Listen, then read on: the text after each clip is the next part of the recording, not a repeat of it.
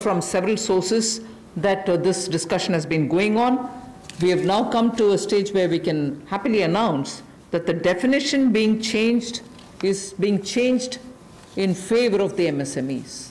Because there was always this fear in very successful MSMEs also that if they outgrow the size of what is defined as an MSME, they lose the benefits that they get as an MSME itself.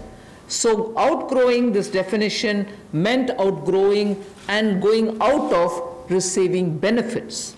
Therefore, MSMEs preferred to remain within the definition rather than grow.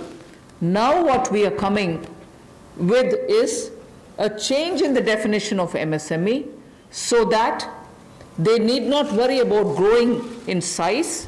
They will still be able to get quite a lot of benefits which otherwise as an MSME they had got. So now how do we change it? I told you why we are changing the definition. How are the changes being brought about? What exactly is the change which is coming in? The change is that investment limit which defined an MSME is being revised upwards. So you can be a slightly more larger invested company, but you're still going to be considered only as an MSME. And then I'll come to the amounts which is shown in the chart there.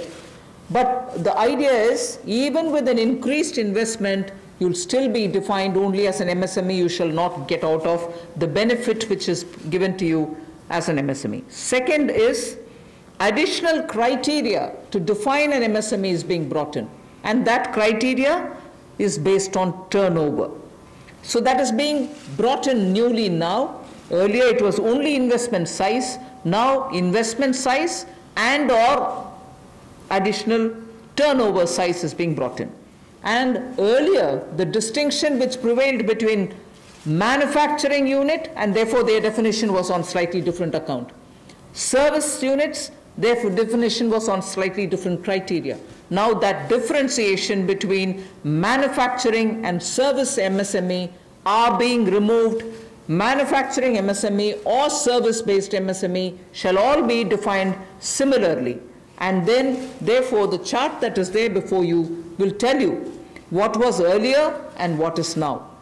What was earlier defined with an investment of 25 lakh as micro unit will now have investment allowed till 1 crore. So they'll still be called a micro unit even if the investment is up to 1 crore.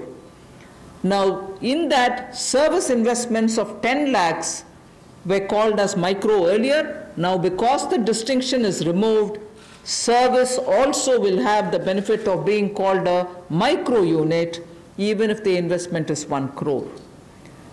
Over and above it, I did say that in addition to investment as a definitional criteria, we are bringing in the criteria of turnover also.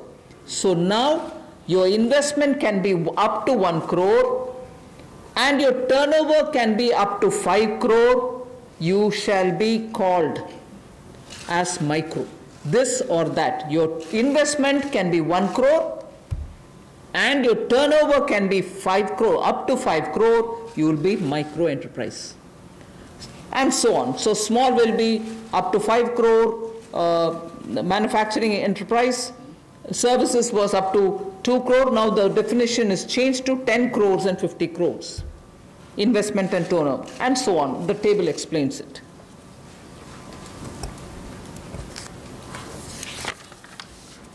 सूक्ष्म लघु मध्यम उद्योग में